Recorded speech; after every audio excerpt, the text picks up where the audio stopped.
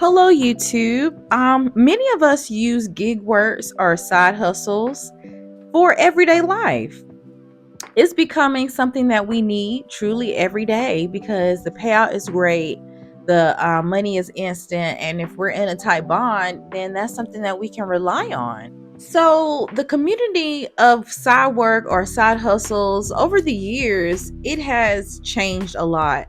So, the traditional side hustle, like a hairdresser, braider, bootlegger, or someone like that, is completely different from someone who drives Uber, Instacart, those type of side hustles, which let's just category those as gig work. So gig work is something that has become popularized before the pandemic, and that's something that it kind of blew up before during the pandemic because people were discovering that, oh, I can have someone else do something for me, or I can have this task done for me at a contactless me or something in that nature, where you don't have to deal with the person who is touching the item. So there are many gig platforms out there that people are using, and there are some that I use myself. But if you're going to depend on gig work or that gig community, it's really hard because the community let's just call them this, the community guidelines is something that is really hard to keep up with, because those platforms or those apps, they kind of are customer first versus the client first, which is their, let's just say, like their 1099s, the people that they hire or people that sign up to do these services. So myself, I have experience with Uber, Lyft, Uber Eats, and Instacart. Those are the main ones that I dealt with. So when it comes down to being able to deliver on these apps, you have to have a good and clean background. So a lot of Americans out there, we really don't have a clean background. And it's really, really easy to have a blemish on your background, such as a fine or a speeding ticket, a misdemeanor, things like that, things that come up on a regular background check. Some platforms are not lenient like some of the other platforms are, so that you're able to use the app.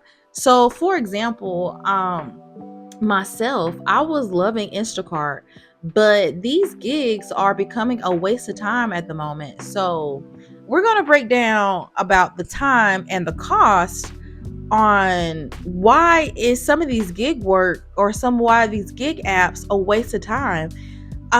They waste your time, as in the person who's using it, the person who signed up. That's who time that these people are wasting the most. So we have our employees, like folks who sit like in the C-suite, things like that, like who actually work at the home office. Those guys are getting paid on the hour or on the clock. But so for the contract workers, like the 1099s, people that sign up for it, your time is kind of infinity or unlimited to what these apps can use them for. So my main app that I used was Instacart, that I like to I got the most money from was Instacart. So when it came down for Instacart, I actually loved it, but Instacart does not charge the client for living on the third floor, or living somewhere that's far away, or their door is behind a dirt road, their door is far away from the city limits, and Instacart will do it. There are no limits on where the person lives compared to where the store is. I used to have screenshots on, but I don't have them anymore because I don't, use that app anymore right now. But when it came down to delivering to the customer, so the time that is allowed it carve out for the entirety of the situation. So now, and so I'm not sure how they do it at this moment, but right when I was doing it, you can do up to 3 orders at a time. So wherever you're sitting or wherever you're standing, you have to go to a grocery store. So the grocery stores that was in our area, which was like Food Lion, not Walmart, Food Lion, Sam's, Harris Teeter, Publix, and Costco, and some other little places like that, that was available, so that you're able to walk into the store, walk around, and get all these items. So there wasn't a limit on how many items that people were getting, but Instacart wasn't charging according to how many items that they had. So sometimes you will get a order for like 6-7 items, but they can tack on up to 200 items and you're still getting paid around that load. So I think they charge between like every 10 items, they might tack on a little bit more. But so, say for instance, you have 3 shoppers, and all 3 of these people live on the 3rd floor. Like it really gets out of hand sometimes. But it seems like they don't have a human, they have more of a robot that is, generating the route. So when I would get multiple pickups, it will be kind of in the same area, but of course it will be from the same store. So you'll pick up the items, you have to shop for every item, and then you do have to scan the item to make sure that it's correct. So your store trip could be around an hour for 3 shoppers, so about an hour. And then when it came down to driving to these people, that could take up to about 45 minutes to an hour, because I'm in the RDU area, and you will get orders to deliver to places like Angier. You will get places darn near Virginia. Like I don't know why, even Greensboro. I'm like, yo, this is getting out of control. Like, who is in control of this stuff? Because you are burning up a lot of mileage for just delivery. And sometimes you're going to pass by grocery stores that have the same thing, and it is really, really frustrating to deal with these apps burning in gas. I'm talking about just burning it up. So really, when it comes down to it, you're not really making a profit, because you are spending time in the grocery store, you're spending gas getting to each and every one of these homes, and you're burning calories because you are walking up steps, you're looking for the customer, and half the time the customer will not give you any clues on how to find them. They will not answer the phone, they won't answer the text. They want you to go out and look for them.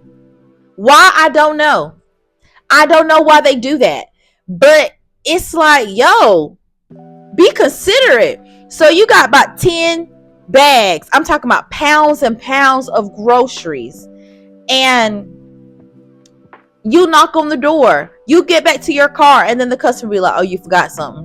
What? Like, yo, I've been trying to communicate with you for so long, and you want to communicate when something is missing.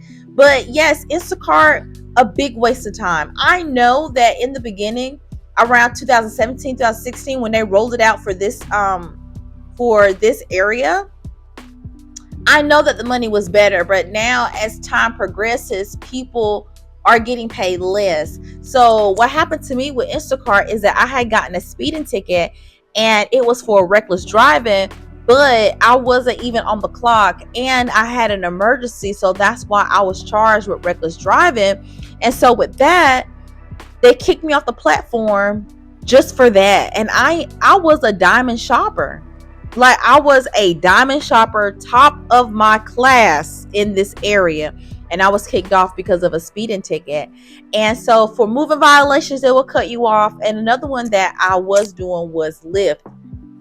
Lyft is a little bit better than Uber because they pay a little bit more.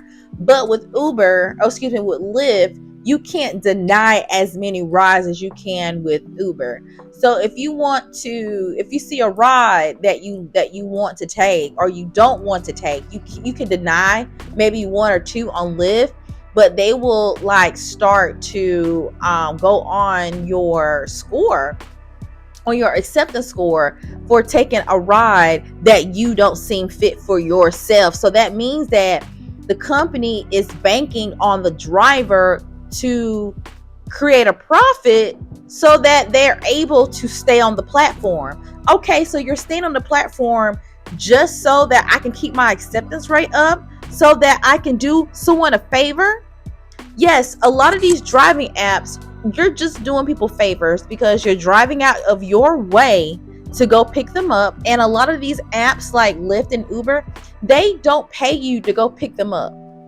They do not pay you to go pick these people up. So for example, if you're going to go pick up somebody and they're 10, 15 miles, not minutes, miles, because we're in Raleigh, this is still a rural area, you go pick them up and they have the right to cancel. So maybe Uber and Lyft is getting a percentage of a cancellation fee, but us as a driver, we're not getting a cancellation fee on our way to go pick them up.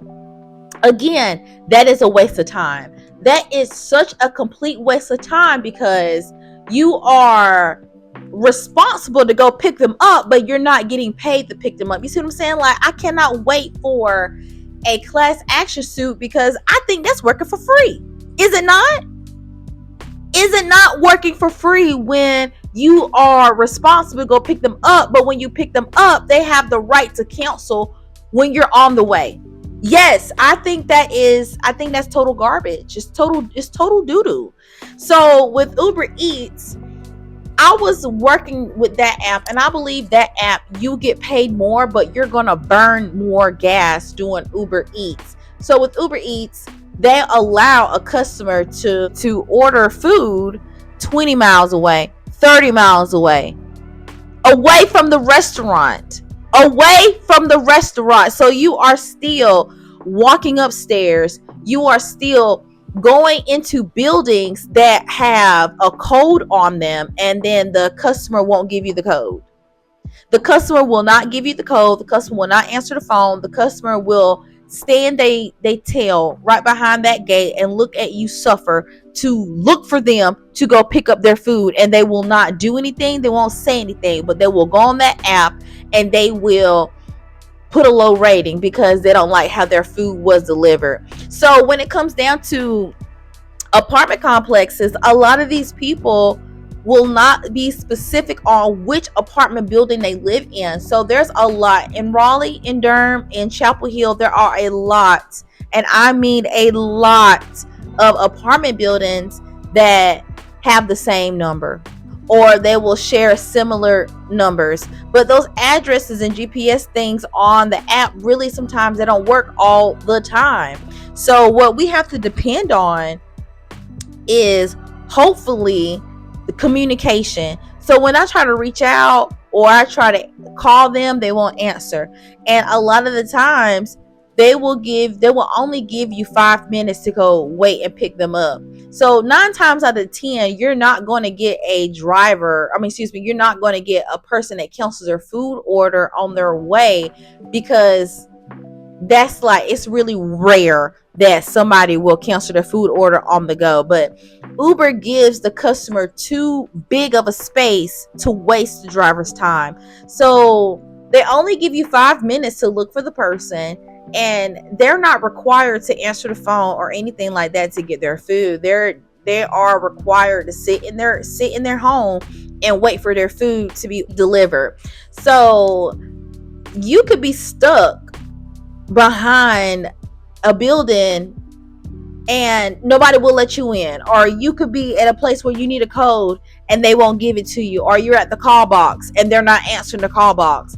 So there is a place out here in Raleigh that is close, not say close, that is popular to get deliveries to. So this building is so big, it takes about 10 to 15 minutes to get to the door, past the gate, parking, and that's around 30 minutes in delivery time, and you're not getting paid.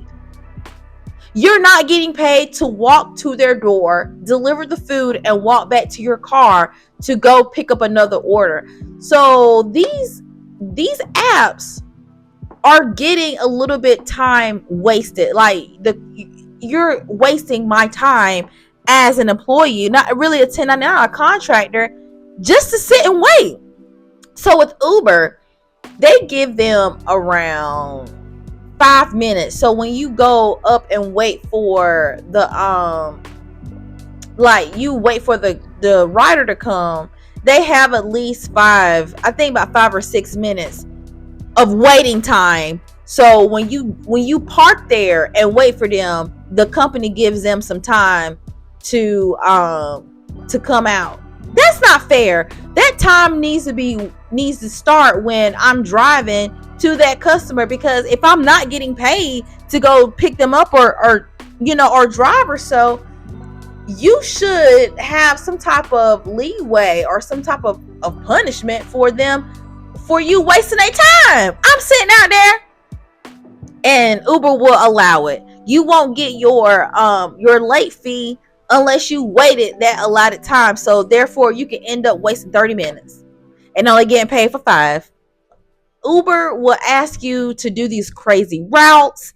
They will have these crazy high mileage. And I'll insert some pictures so that you guys can see what I'm speaking about. Getting to the point where it's actually worth, me showing up or me doing it. But Uber is worth the time, but it's worth the time during peak hours, which is like 4 a.m., 3 a.m., 8 a.m., or really, really late, like 12, 1 or 2 o'clock. So usually when there's less drivers on the road, they will allow the pay to go up a little bit more. And also, like, when it comes down to your acceptance rate, Uber is really strict about what you can accept. So between Uber Eats and Instacart will allow you to open up the app, look at the batches that's available, and you can pick from there. Unlike with Lyft and Uber, it's like a system where it will serve, the notifications keep coming in, like you have to pick something to shut up the app. It doesn't give you the time you would think the process to get it through your brain, like, do I want this one, do I want that one? It is so annoying that it will keep ringing and keep putting notifications on top of notifications on top of notifications. So like, you're trying to read the app and see what's going on, and it will give you something else to look at. And so when it comes down to like exclusive rides, and they will put more things on there so that you become attached. Also, your acceptance rate, Uber makes it seem like you have to take everything in front of you. So in order for you to keep your acceptance rate up high, you have to, it's like a grade, you have to keep it high first, so that when it goes down, you have room to go down, which is annoying, because this is an app that I'm supposed to use when I want to. You really are forcing me to stay. So Uber has it where they don't allow you to deny rides a lot. You have to kind of be in competition with people, with other drivers. So when it comes down to them asking you if you want a ride or so, like, oh, do you want this one? You have to take the ride or click accept, but there are 50 other people who are trying to accept the ride too. So when it comes down to when Uber disperse what's going on, it disperses to, it seemed like every driver out there, because on many nights when I'm 20-30 miles away from a concert venue, they will still ding me for a concert venue. So if they have like an outside event or at the Lavardo Center, at those places, and I am out of town, like Durham somewhere, I'm 30-40 miles out the way, it will still ding me. So I'm like, I don't understand why you have all these riders on the road, but not every rider can accept this request. And even if everybody decided they wanted to accept the request, they're not able to go. Like, do you understand? Like, I don't understand why Uber, I guess they got robots, picking up these rides and stuff and dispersing it out. And also the pay for everybody isn't the same either. So whatever ride comes for me and another ride comes up for another driver, it could be a different rate. It could be different everything. And it's so many downfalls to Uber. They're not for the drivers anymore. They're actually forwarded for the drivers and for the riders.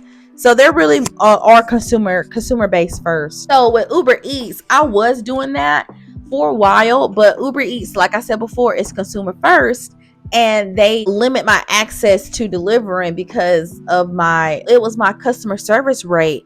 And I looked on the apps and I looked on like job boards and things like that, what people are saying about Uber Eats, and folks are like, oh, your customer service rate should be 100% because you're just dropping off food. And that's not the case for everybody. Like, I live in a city where it's impoverished out here, and people think that if they give a bad rating to the Uber delivery, that they will get a percentage off, or they will get a kickback, or they will get some type of incentive for saying that their food wasn't delivered right, or their food was wrong. They will put all the blame on the driver, and or they will put their address wrong, and I will deliver it to the right address that's on there, and I will still get thumb down. So I don't think it's fair, because they will not look at what the driver is doing or what's going on. They just believe that since everybody is saying something bad,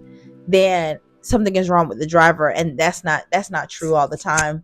People are just rude and they're crude, and they're actually trying to get free food for saying that something was wrong with their delivery. But with other apps like DoorDash, Postmates, I haven't did the ship yet, but places like that or apps like that are very, I would say they're very picky on their background. So like with me, I have like I said before, a speeding ticket and something else on my background. DoorDash won't let me on their platform, but Uber will. But Lyft has removed me from their platform unless I get something removed off of there. A fine. Yeah, that's why DoorDash won't let me on their platform, is because of a fine. And the fine was $25. So I think I have to wait like 3 to 4 years for that to pass on my record. And then another one, I had gotten a citation for something, and it kicked me off of Instacart. I'm like, dang, I'm trying to live my life. Like, even if you're living regular life, or if you're just, getting caught up. And I live in a state trooper loving area. So these people out here write tickets every day for the most unheinous things. And it affects your job, or it affects you because you can't do Uber because I was doing something on a Saturday night somewhere where it's completely normal to be. But the state trooper wants to be a jerk and give me a ticket for whatever. But for the fine, I did pay it on time, but it didn't get to the courthouse in time. So it still got on my driving record. So things like that can hold you back with the gig work. So now, since we have seen what gig work is and what it can do, and how much money these people are getting from the top and how much they're giving from the bottom, it's just time to concentrate on something else. There are so many other gig or so many other side hustles that we can do so that we can keep our money. Like, there are e-commerce sites, there are other hustles that don't require much. So I'm willing to go into detail about those if you guys want to go into other side hustles that are not really big time wasters. And I have some complete horror stories with Uber if you guys are interested in those. I am willing to go into story time about that. So thank you guys for coming. Thank you guys for watching. I appreciate you for stopping by. So let's make this money together.